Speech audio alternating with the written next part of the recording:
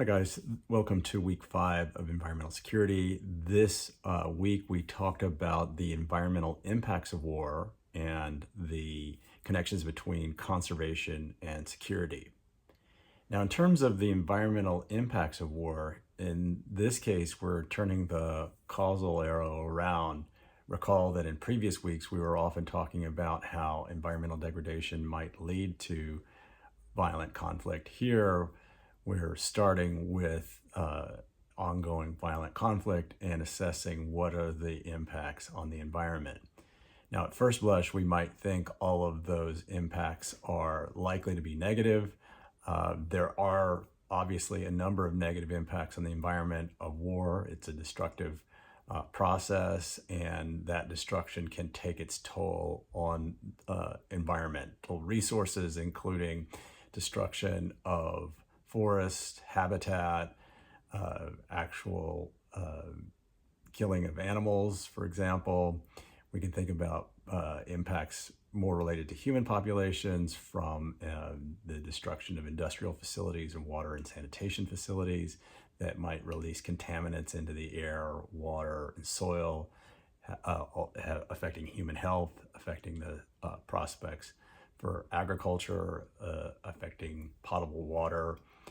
There are some instances in which there are deliberate destructive acts to try to use them as strategic tools in war. For example, the destruction of dams, as we saw in the Ukraine context, or lighting oil wells on fire, as we saw at in the midst of the first Gulf War in Kuwait by departing Iraqi forces. There are also the indirect effects that are not intended that comes about just from bombing campaigns where actors are targeting enemy populations, enemy forces, or actually civilian populations, and then that releases contaminants into the environment. The use of the fuels associated with those operations often are highly dependent upon fossil fuels, and so those will release a variety of air pollutants into the atmosphere, including greenhouse gases, but not limited to those.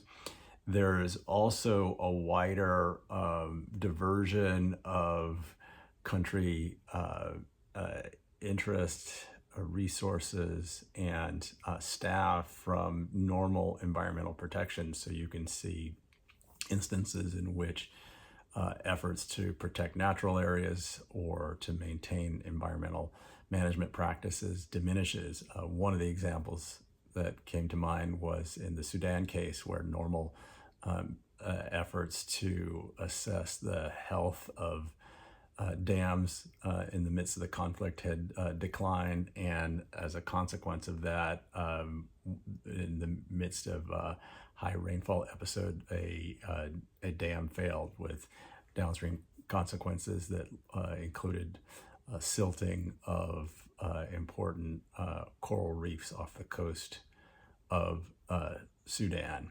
So there are a variety of negative impacts associated with war on the environment, and some of those are deliberate by combatants, and some of those are not intended, but negative consequences that follow from those activities. Surprisingly, there may be some positive impacts of war on the environment if it leads to no-go areas that provide a temporary or sustained buffer for animals or other species to recover. We can see that in the midst of the conflict in World War II, that some fisheries were less trafficked by fishing fleets because it was too difficult and dangerous for fishing fleets to access those areas. So that gave some of the fish species a time to recover. There are the sort of frozen conflicts like the demilitarized zone between North and South Korea that have created a long-standing buffer area that's fairly well mapped out with landmines and border posts, but because there's forest territory on either side of that fence line that has given species an opportunity to flourish and has created a sort of wildlife zone. There may be changes in the nature of local economies for wartime that leads to some diminishment of pollutants, either at home or abroad. The Ruveni piece that we read surveyed some of those. Although, as I mentioned, the fossil fuels associated with warfighting are likely to have significant greenhouse gases and other pollutants associated with them. Aside from these positive and negative impacts of war on the environment, we can also think about the activities in the lead up to war. That includes training activities that, on the negative side, they can be live fire ranges that put animals and other species at some risk. There's also noise pollution associated with some of these activities. But you also have training facilities for many parts of the year that may not be touched by much human activity. And so use the Camp Pendleton example that there are large wildlife and natural areas that are, aside from those temporary training activities that may occur on parts of those military bases, it may mean that the rest of the territory of those military bases is largely set aside for habitat and wildlife to flourish, a bit like the buffer zones that we discussed with reference to the DMZ. So it may vary by the context of the conflict, the extent to which the positive or negative benefits or consequences are stronger in different contexts, but these are among the connections between war and the environment that we discussed this week. A couple of other things that I didn't mention in the previous video are the legacy effects of war on the environment. So we might think about the impacts of unexploded ordnance like landmines, which, outside of the sort of regularized DMZ process that I discussed with respect to North and South Korea, if they're strewn indiscriminately and difficult to detect, you can end up with impacts making some lands unusable for agriculture, which is more of an economic impact, but there are also environmental impacts to the extent that ordinance could affect wildlife that might trigger them and end up suffering as a consequence. You can also see like the after effects of bombing that may just, like I said, destroy forests, but also change the landscape visibly and destroy natural features as a consequence of that bombing campaign, and change the habitat features thereafter. There may be other legacy effects. We think about the war creating sort of short-run pollution. There may be chemical or industrial waste or even nuclear waste that accumulates and disseminates into the environment over a longer period of time, leading to long-run contamination. As we think about the direct or indirect effects of environment in the short-run context, one of the examples that's sort of relevant as thinking about nuclear waste is in the Ukraine context, where you have the risk to nuclear reactors. Obviously, that country experienced the Chernobyl meltdown when it was part of the former Soviet Union, and continues to have active nuclear plants that could either be deliberately or more likely to be indirectly affected by conflict on accident, and that hasn't yet transpired, but there's the worry that it will, or that the normal kinds of investments in safety and protection and monitoring that would happen are just made more difficult in the context of a war fight, where parts and the maintenance cycle goes by the wayside.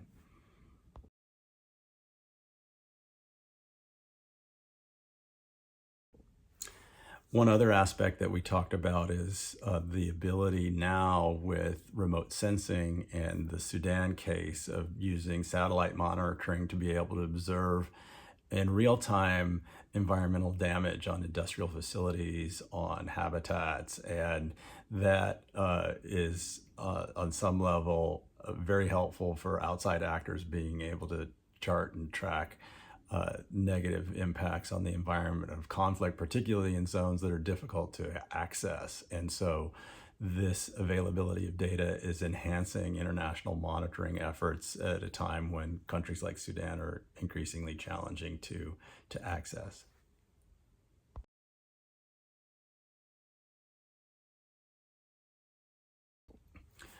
One other topic we discussed in the context of the theme of the environmental impacts of war was the connection between biodiversity hotspots and conflict. And so the piece we read suggested that there's a pretty significant overlap of biodiversity hotspots and conflict, at least in the latter half of the 20th century, that over 90% of the major armed conflicts between 1950 and 2000 occurred within countries containing biodiversity hotspots, and more than 80% took place directly within hotspot areas. And we looked at some of the maps and variation over decades that included places in the Middle East and the African continent and a number of other areas. And raises an interesting question about why that would be the case. Why are the tropics subject to these kinds of overlapping biodiversity, natural features with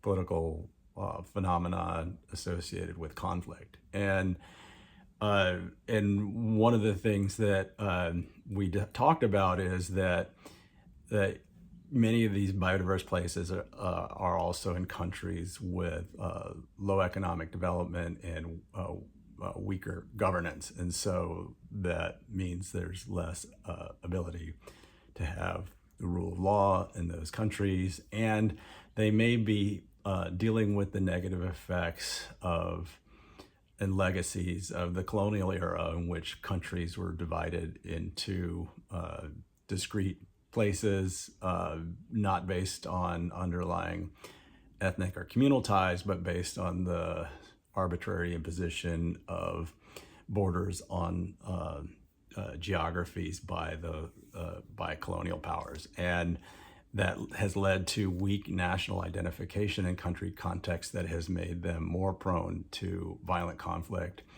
after independence. So that may account for some of the overlap of biodiverse places and also conflict. Now, why specifically in those biodiverse places do you see conflict? Well, there are some benefits for irregular forces, rebel groups in going to areas that are remote, that give them the opportunity for cover in forests or in mountains, that's terrain that they know well and may be able to turn their relative power disadvantage into a source of strength because they maybe know the terrain better than their adversaries. And so that's another reason why in biodiverse hotspots, you may also see conflict emerging. And as a consequence, you can see how the impacts of conflict on the environment may become more severe if the government or other actors seeking to suppress those violent movements use environmental destruction as a means of exposing the combatants. So think about the use of Agent Orange and napalm during the Vietnam War by the United States, that was intended to make more visible their opponents in the Viet Cong, but obviously had negative impacts not only on the Vietnamese that were targeted by it, but also on forest cover and other pollution and contaminants that occurred thereafter.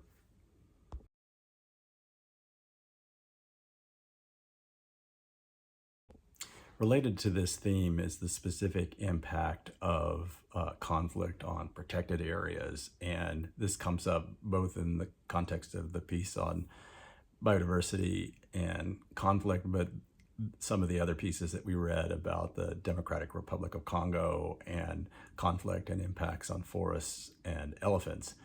And so we talked about how conflict can divert resources, attention, and staff away from environmental protection. And so in protected areas, that could mean that they're left without paid staff or equipment or infrastructure. That means that the park or protected area deteriorates during the conflict. And some of that deterioration might happen because the rebel groups or the government soldiers are turning to hunting and bushmeat during the conflict to feed themselves or just to entertain themselves, and so they may shoot animals for sport. You also might see that there is just a general decline in the resources that are dedicated to natural resource management. Another dimension is the dislocation of local populations who may be having to move from their homes in the context of the conflict and moving into protected areas to search for fuel wood or food. And so that accentuates the bushmeat problem as well, but also might mean that people are cutting down forests for firewood or for building temporary shelters or for charcoal, and that can lead to impacts on natural areas.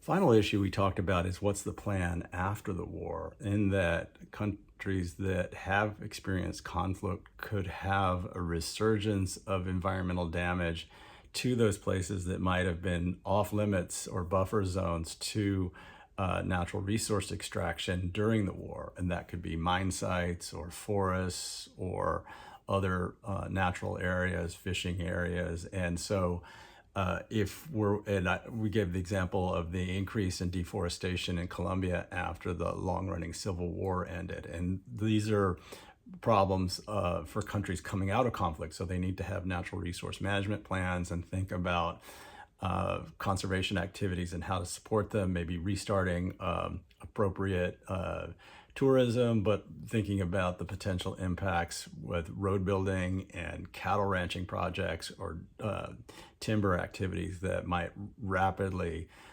ramp up as a conflict ends.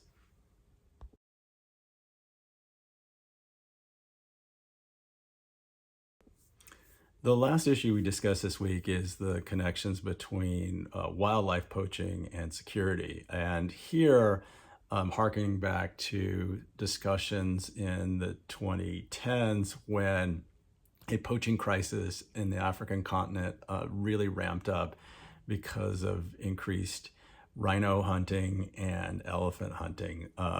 So this was mostly driven by demand from Asia, particularly, but not limited to China, because of rising incomes and disposable wealth that allowed more people in China to engage in activities that led to demand for elephant ivory and rhino horn. Elephant ivory obviously has long uses in the region for decoration and art.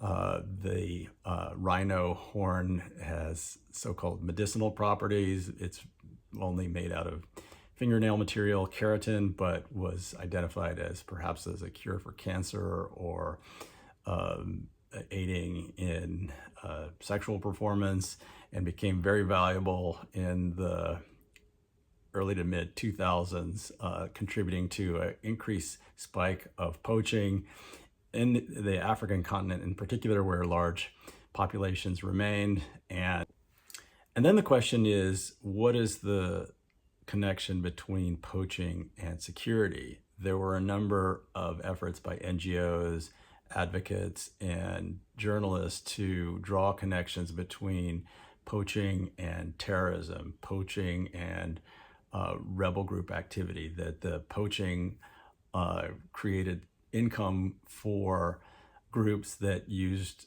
the resources gained from the sale of ivory or rhino horn to fund military activities or to fund Islamist terror groups. And that was identified with, say, the Lord's Resistance Army in northern Uganda and the Al-Shabaab militia group in Somalia. And so how strong are these connections? How much income did these groups gain from the sale of ivory or rhino horn relative to other sources of income? This was a popular effort to try to tie poaching to security, particularly U.S. national security, at a time when the U.S. was preoccupied with terrorism. And so there were efforts like an animated short film from the director of The Hurt Locker to connect the dots in this way. Are these connections strong or not? That was the question that we assessed in some of the readings for this week. And this concern about the connections even led to a report from the Director of National Intelligence in the US, which suggested that there might be some connections, although the scholarship we read warned that this could be a counterproductive frame in a couple of instances, in that focusing on the potential income that rebel groups and terrorists gain from these activities may overstate their reliance on these as sources of income, that maybe other income derived from, say, sale of charcoal might be more significant, and that the militarized response to the securitization of wildlife poaching could contribute to the arming of park guards and heavy-handed military approaches to what is actually a law enforcement problem that may not lead to increased protections for wildlife, but actually fuel local community tensions in places like South Africa or Tanzania, Uganda, and other places. And so there's a concern that the real problems have to do with corruption and law enforcement, and to the extent that there is a security problem, it has more to do with undermining the rule of law and the ability of police to crack down on armed criminal gangs. And that's a bigger problem than the small amounts of revenue that a handful of rebel groups, some of which engage in terror campaigns, gain from the sale of ivory or rhino horn. So it may be a distraction to label this as a security threat in that way, and it misses the real problem, which is the need for more law enforcement and anti-corruption measures.